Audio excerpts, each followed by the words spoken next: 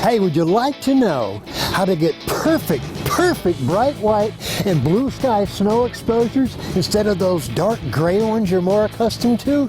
Well, stay tuned for the Sunny 16 rule. Adorama TV presents You Keep Shooting with Brian Peterson, where you'll learn unique and creative techniques that will elevate your photography skills. I don't know of any exposure challenge that is more greater than when shooting in the snow on a sunny day. Yet I also have one of the simplest of solutions on how you can every single time get a correct exposure and always record blue sky and white snow. It's real simple, and it's simply called this: the Sunny 16 rule. It's been around for over 50 years. Hi, I'm Brian Peterson, and you are watching Adorama TV. I'm here along Chicago's Lakeshore Drive, following another day of snow. Late afternoon, we've got, as you can clearly see, some wonderful long shadows. This is a strong indication that this is a front-lit scene. How do we expose for this? Surprisingly, it's a simple idea. In fact, we're not even going to look through the camera. What we're going to simply do is set an aperture of 16 and set my ISO to 200, and subsequently set my shutter speed also at a 200. Again, I'm not looking through the camera. I don't need to look through the camera because I know mathematically the calculations that were done 50 years ago about exposure without benefit of a light meter still apply today. The Sunny 16 rule simply means this: when the aperture is at 16, the correct exposure for a front lit or a side lit scene on a sunny day, that's why they call it the Sunny 16 rule, the exposure is the same shutter speed of the ISO. 200 ISO, f16, front lit scene, 200th of a second, correct exposure. Again, I'm not going to look at the meter. You be the judge. Take a look. I line this up using the shadow of the tree as a wonderful leading line. Take a look at that photograph. It's a perfect spot-on exposure. Hi, this is Brian Peterson, inviting you to check out Adorama's latest contest. This could be your chance to win some great prizes. Now in this case, I'm going to shoot an actual exposure based on what the meter is going to guide me to be as a correct exposure. So I'm going to, again, shoot f16, and I'm going to adjust my shutter speed until my meter says correct exposure, which is at a 640th of a second. Take a look at that shot. Clearly, it's way too dark. Part of the problem is that your meter has been told at the manufacturers, hey, the world is 100% neutral gray. So the meter thinks everything should be gray. Subsequently, it takes colors like bright white and it makes them gray. That's what it's taught to do. The same thing happens when it shoots subjects like a black cat. It turns that cat into a gray cat because, again, it doesn't know how to register and meter correctly for dark subjects and bright subjects. Gray is what you'll always get. How do you get around that? The Sunny 16 formula. And I want to stress, the Sunny 16 is a starting point. Remember, f16 in this case at a 200th of a second is the correct exposure with 200 ISO. But if you don't need f16, maybe you only need 11, maybe you need 8, maybe you need 5, 6. Remember, that is one of 6 possible correct exposures. f16 at a 200th is the same exposure as f11 at a 400th, f8 at an 800th, and 5, 6 at a 1600th, and so on. So, it's a great tool to embrace. Impress your friends. The next time you're out shooting with them on a sunny day and they're shooting a front lit scene, ask them, I bet I know what your exposure is. Just tell me what the aperture is, and from that, you can deduce what their shutter speed would be based on their ISO. It's a cool little trick. Something else you needed to know. Hey, until next time, this is Brian Peterson saying, you keep shooting.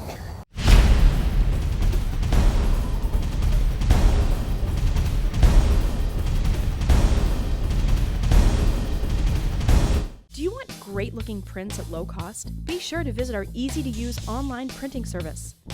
Adorama Pix has professionals who treat your images with the utmost care that you can count on. For a quick turnaround on photos, cards, or albums, use AdoramaPix.com.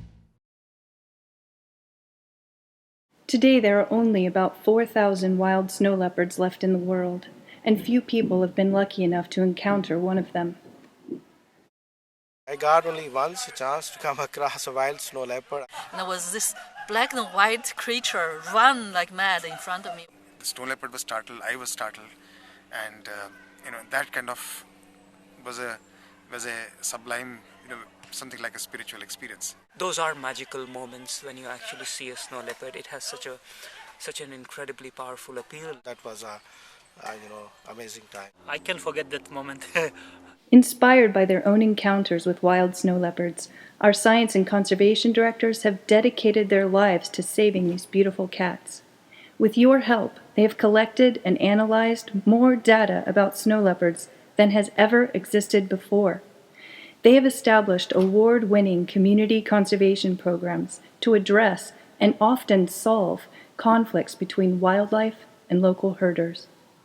They have created greater awareness about snow leopards and their ecosystems with children, with herding communities, and even with national leaders. Together, they have made a difference. You can take action too. Your gift will help us extend our successful conservation programs even further, so together we can save the remaining snow leopards.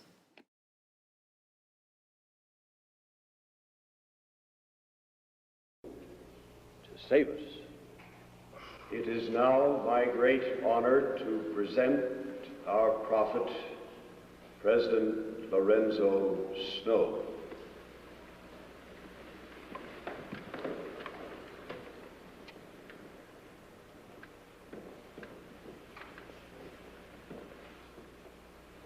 Thank you.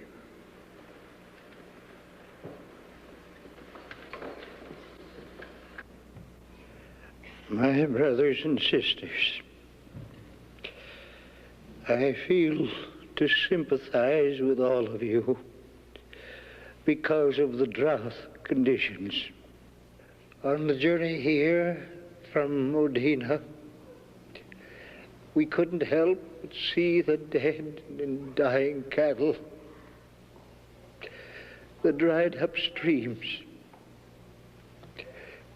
May I say unto you, even though we are not suffering as badly from the drought up north, the yoke of oppression is resting heavily on the church because of our indebtedness. During the past year, it became necessary to issue bonds. But brothers and sisters, this is not the real answer. The church must find some other way to pay its bills. We must find a permanent solution to our financial problems. Now, I don't know exactly why the Lord has called me to St. George. But I know He has called me here for a special purpose, for a reason which I feel He will bless us if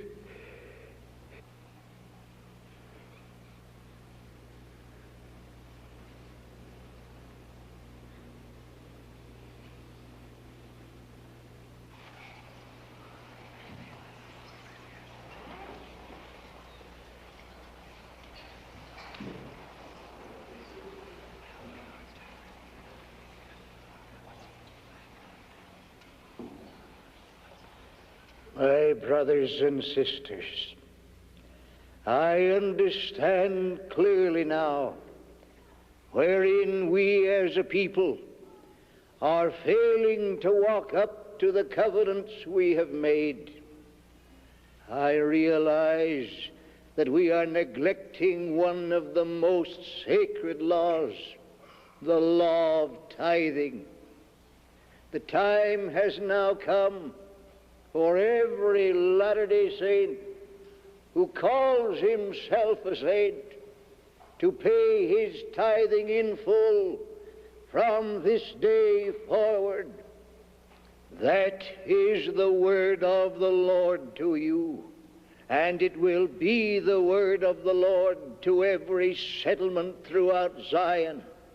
This is the answer to our financial problems, even though as a church we are heavily in debt.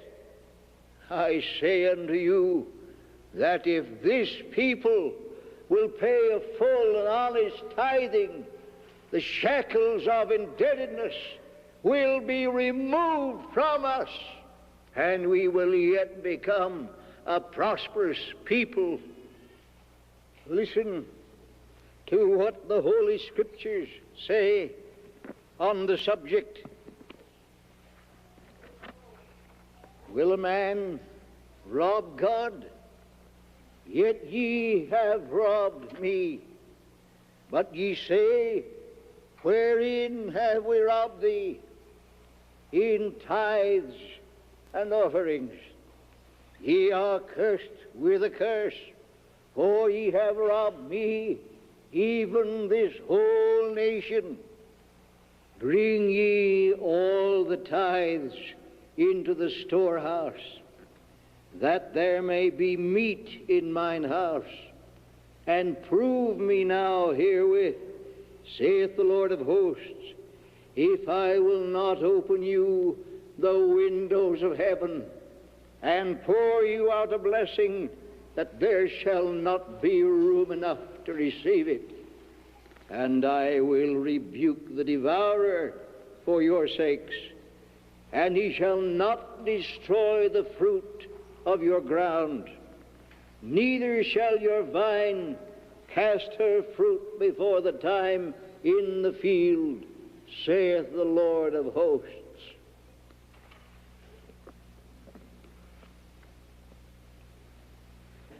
I also feel to give you a promise pertaining to your parched lands. If you people here will observe this law fully and honestly from now on, you may go ahead and plow your land, plant your seed, and I promise you in the name of the Lord that in due time clouds will gather, the latter rains from heaven will descend, your lands will be watered, the rivers and ditches will be filled, and you will yet reap a harvest this very season. I think we'd better call a special meeting of the brethren tonight to discuss some of these matters before we leave for home. Are we driving directly back to Salt Lake, President? No, brethren. We're going to stop at each town on the way home and preach tithing. And after I get home, I'm going to preach tithing. At what time is the meeting called for tonight? Let us say 7 o'clock. I will meet you then at 7 o'clock. Will you excuse me now, brethren? Certainly.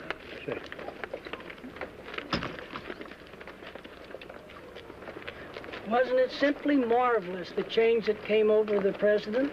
Yes, but that promise. I don't know. I'm afraid it's too late in the season to plant crops now. My land's so dry, my plow can't get a decent bite. Brethren, you just heard the prophet of the Lord promise us rain and crops. That's good enough for me. I'm going to plant.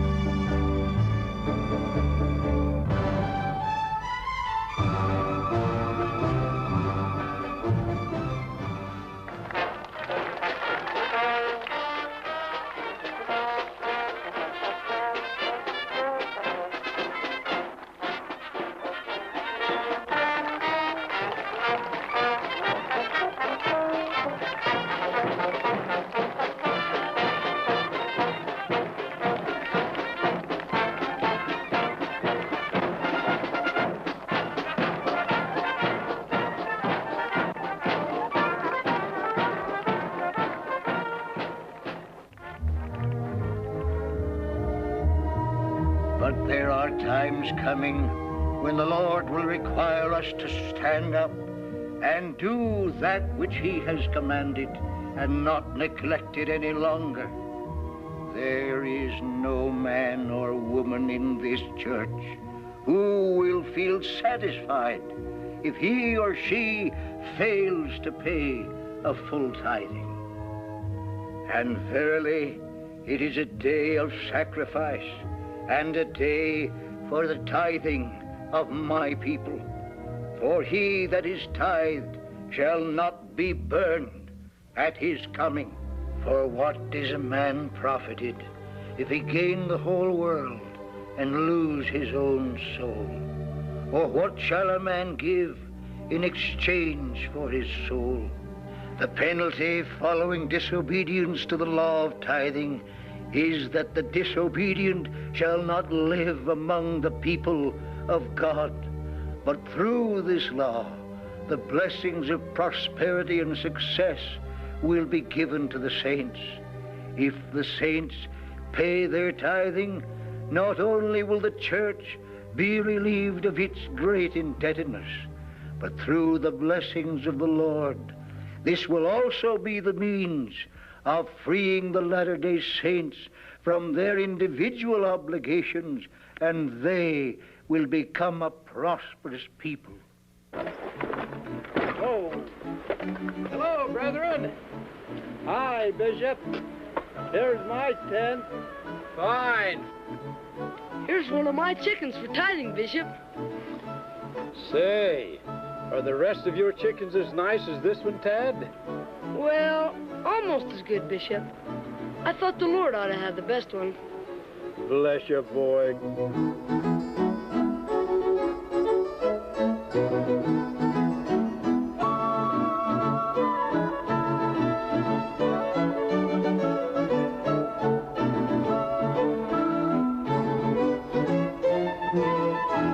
Wonderful. Just wonderful, Brother Gibbs. The saints are catching the spirit of the law of tithing. And the good people of Dixie are not only paying a tenth, but must be giving all they have to the Lord's work.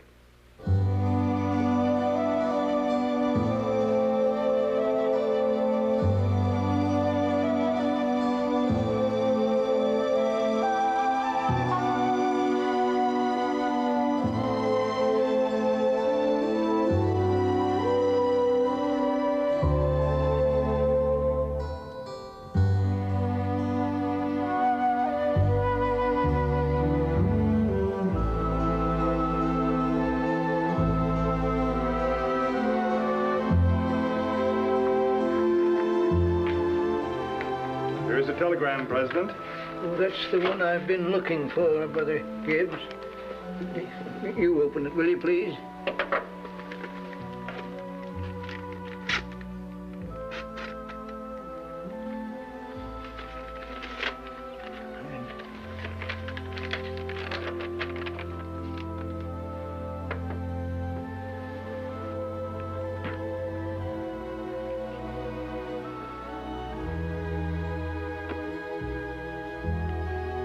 First day of summer. Still no rain. Daniel, what are we going to do? Look at that poor corn, sun burning it up. I don't know how we're going to keep ahead of it. We can't hand water all summer long.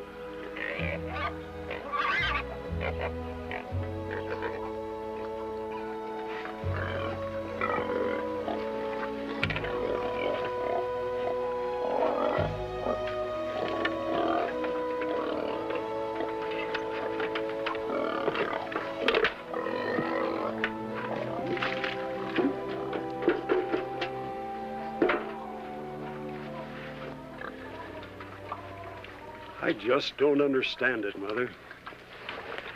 It's been over a month since the President was here, and still no sign of rain. If it doesn't rain before long, I don't know how I'm going to face the saints. Don't cry. Don't cry, Mother. The prophet of the Lord promise us rain. It'll come.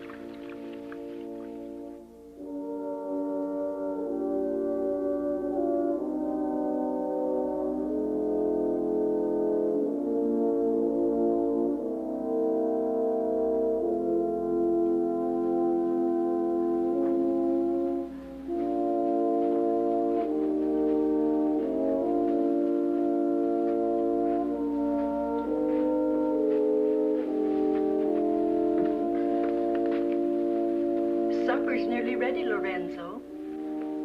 I don't believe I care for anything tonight. I'm going to my room. Don't you feel well, dear? I feel all right. I'm just not hungry, that's all.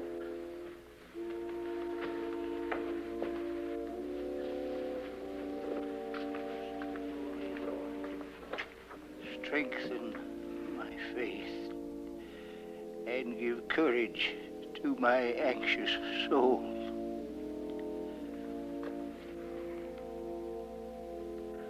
Why was I inspired to make those promises to the good people in St. George if they are not to be fulfilled? I promised them, dear Lord, that if they would accept thy command to obey the law of tithing, thou wouldst send the rains from heaven and bless them with a bounteous harvest. These good people accepted thy word and are not only paying 1/10 of their income, but are offering all they have to thy cause. Wilt thou please vindicate the words of thy humble servant, through whom thou didst speak?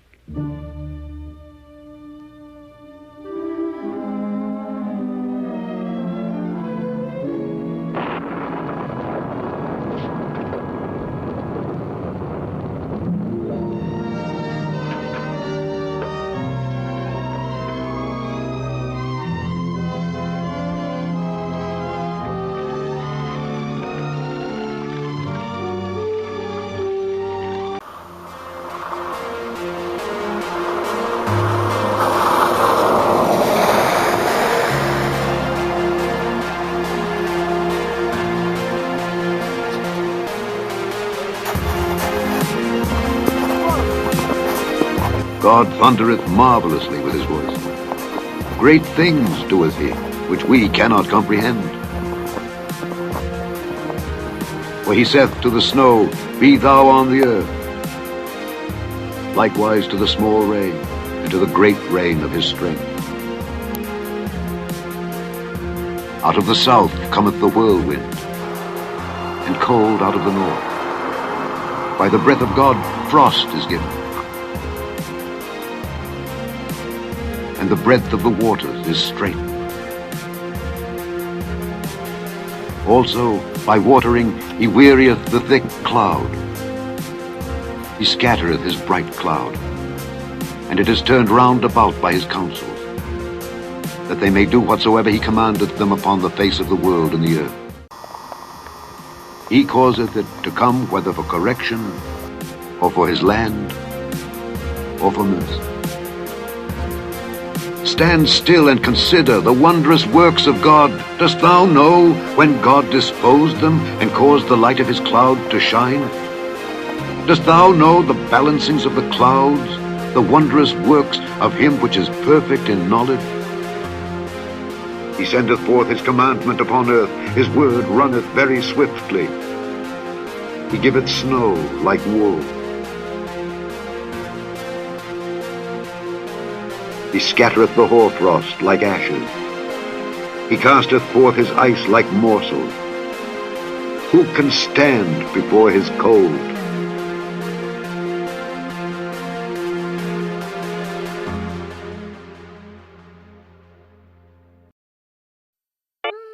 He sendeth out his word and melteth them.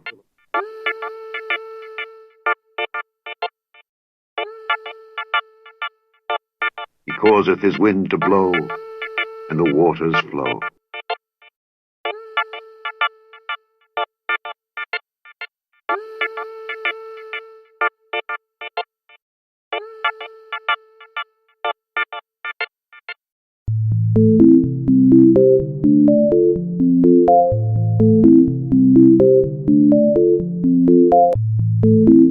Hast thou entered into the treasures of the snow? Or hast thou seen the treasures of the hail, which I have reserved against the time of trouble, against the day of battle and war?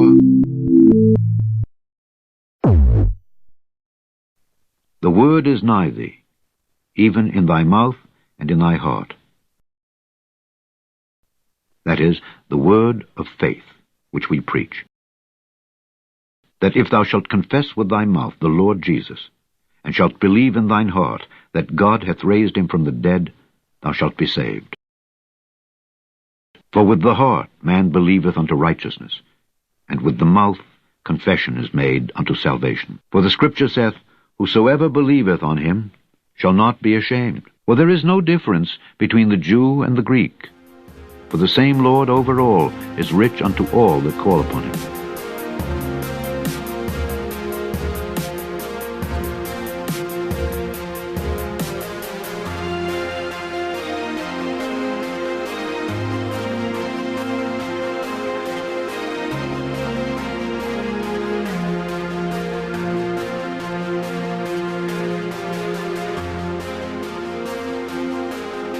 For whosoever shall call upon the name of the Lord shall be saved.